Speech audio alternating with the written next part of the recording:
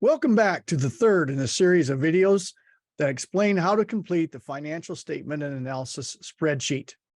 Note, this spreadsheet is part of the University of Wisconsin Division of Extension's Farm Management Pulse program.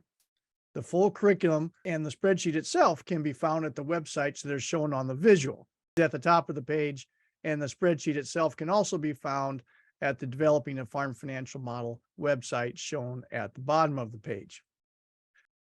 My name is Kevin Bernhardt, and I'm both a farm management specialist for the University of Wisconsin Division of Extension's Farm Management program, as well as a professor at the School of Agriculture at UW-Platteville. This video begins a journey of completing the schedules that give us the numbers we need for the balance sheet. It's by far the most challenging part of the financial spreadsheet system, is completing this particular part. So we're right in the thick of it. The focus of this particular video is to concentrate and focus on schedules, balance sheet schedules A, B, and C. So let's get to it. I'm going to bring up on the screen the spreadsheet itself. There's the spreadsheet. Again, you can see all the tabs at the bottom. And today we're going to be focusing in on the balance sheet schedules tab. The cursor is circling it there at the bottom of the page. So I'm going to click on that. And it opens up to Schedule A, and that's where we're going to start. Schedule A has two parts to it. And part of what we want to do here, by the way, is not only learn about what the parts are of the balance sheet through the different schedules, but also how to complete this particular spreadsheet system. So we'll have some examples that we'll show. In some cases, we'll even type information in.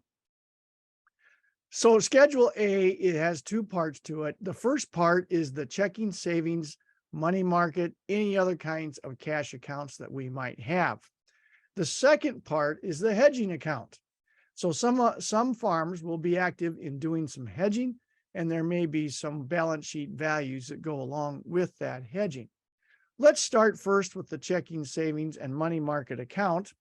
And I'm going to put an example in. Our farm has, let's assume that we have just one account, just to make it simple, and that's with United Savings. So I'm going to put United Savings Bank in here. And we look on the date of the balance sheet, and we see that we have $21,337 in that account. Now, first of all, I want to show you, I'm going to take that back out. I'm going to go over to the balance sheet itself, look down at the bottom where I'm circling. I'm going to click on the balance sheet tab, and note that for the ending balance sheet, there is no cash. It's just blank at this moment. I'll go back to the balance sheet schedules, and I will type in that $21,337. And I'm going to bring that, look, I'm going to go back over to the balance sheet now, and notice that has automatically been transferred over. So these two tabs work together. All the entry work is done on the balance sheet schedules, and then those numbers are totaled up and transferred over to the balance sheet itself. So now let's go back to Schedule A. So that's it for completing the cash part of the Schedule A. If we had other kinds of accounts, which of course most farms will, then we can use these other rows to fill in that information. And remember, it's always based on what the balance was as of the date of the balance sheet. And for us, the date of this balance sheet is, I believe, 12/31 of 2015. Okay, let's go on to the second part. The second part of this is the hedging accounts. And that also kind of has two parts to it. So the hedging account is something that you have, the full explanation of how hedges work is beyond the scope of this video. But for those of you who have hedges, you sort of know how this works. If you're going to do any hedging, you have to have a brokerage account. And that brokerage account is just like a savings or checking account anywhere else. It might have a balance in it. So as of the date of the balance sheet, the question is what is that balance? So we're going to assume here that we have a brokerage account with a firm called Kapka Brokerage.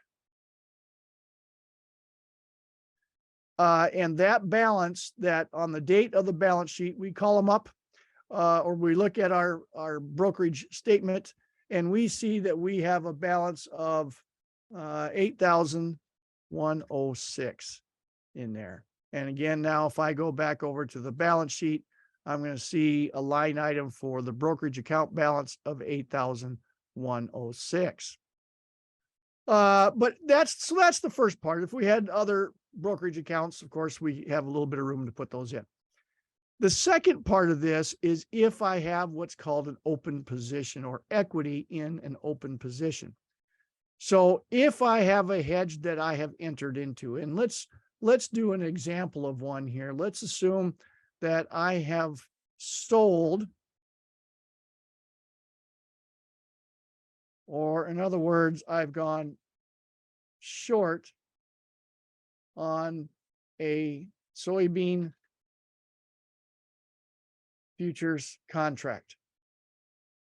And the quantity of that was 5,000 bushels. It was just one contract for 5,000 bushels.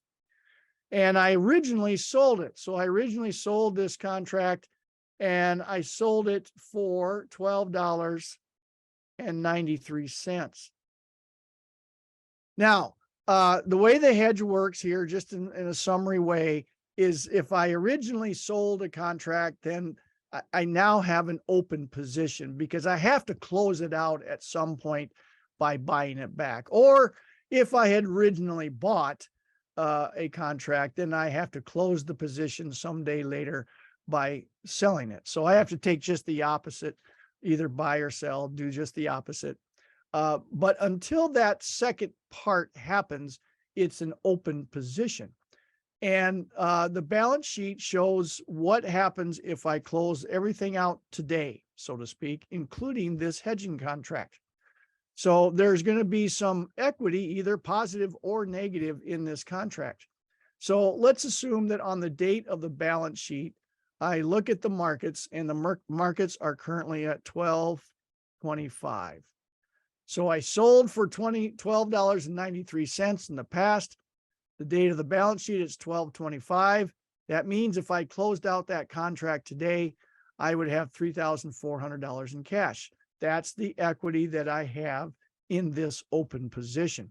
Notice if I put in here, say $13 as what today's price is, then it would be a negative number.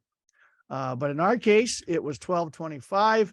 And so we have $3,400 of equity in that position. If I go over here to the balance sheet, I'll see that $3,400 listed as what's referred to as mark-to-market value of an open hedge position.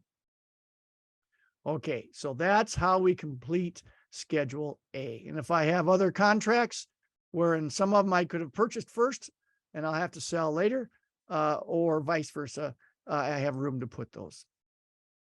Schedule B is marketable securities.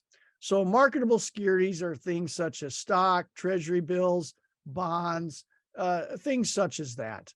And if the farm happens to own any marketable securities, that is an asset of the farm. So let's assume in this case the farm does. It owes some ExxonMobil stock, and it has 20 shares of ExxonMobil stock. The price that you originally purchased that ExxonMobil stock for was $70 per share. And today you look up the market, and unfortunately it has fallen a little bit. It's $67. And so that's a cost basis of $1,400. The market basis is $1,340. So you've lost some ground there. This is the one place in the current asset section, by the way, where the cost basis value could be different than the market basis value. If I go over here to the balance sheet, I'll see that $1,400 cost basis there for marketable securities and $1,340 for market basis for those marketable securities. And if I have other stock, if I have other treasury bills, other bonds that are owned by the farm, this is the place to record those and enter that information in Schedule B. Okay, the last one we want to look at then is Schedule C for this video, and that's accounts, notes, and contracts receivable. So this is money that people owe the farm. It's not money that the farm owes other people. It's the other way around. It's an asset. So this is, we'll do accounts payable later on. That'll be a liability. But right now we want to do record and enter the information where somebody else, you've done some work or you've done some services for someone else and they owe you money for it. That could come in the form of an account payable to you, or maybe it was a loan that you gave somebody or some kind of contract that you did with somebody. So we have one that's listed there already for Wisnet Farms. The description of this was a loan to an employee to buy a pickup truck. We didn't charge the employee any interest. If we did, we could record that there. The total balance that remains on this particular loan that this employee now owes the farm is $20,000. $5,000 of that is due in the next 12 months, and that will become a current asset. And $15,000 of that is due beyond 12 months, which will be an intermediate asset. There wasn't any portion due beyond 10 years, so that's left blank. These are just for information, these last two columns. Was this an oral agreement or was it a written agreement? Sometimes you want to look at the quality of the asset. If this was just a handshake oral deal, you have to ask yourself, how collectible is that $20,000? In this particular case, it was written. That makes it a little bit stronger and gives you a little bit more confidence that you might be able to collect it. And we also want to record if this loan is past due. So if this loan was past due by 180 days or more, you might start to question, is this really an asset for the farm or not? In this case, that is not the case. So that's how that one works. Let's put another one in here just to kind of show how it is. We also sold some livestock. So we sold some livestock to a neighbor. Again, the interest rate was 0. We didn't charge any interest rate for this, but they haven't paid us yet. We sold it to them, but they haven't paid us yet. That was for $49,233 was the total balance. And all of that is due in the next 12 months. So $49,233 is the principal due in the next 12 months. The accrued interest due, by the way, if we did have interest on this, and let's say that interest was, $200 had accrued up to the point, the date of the balance sheet, that's where we would record that. There's no principal due beyond the 12 months. The next two lines are blank. This was an oral agreement with the neighbor, and it's not in arrears at all. So there's no past due problems at this point in time. So once all the information is accurately entered into schedules A, B, and C, the totals for each of those, of course, will automatically be added up. So in the case of the contract notes and accounts receivable, there was 2 of them. Current assets add up to $54,233. I come over here and I look at accounts receivable, this line, $54,233. So all is good. The next video that we have will cover the more complicated, probably one of the most complicated parts of the balance sheet, and that is valuing inventory. So we'll dig into that later, but until then, thank you for listening.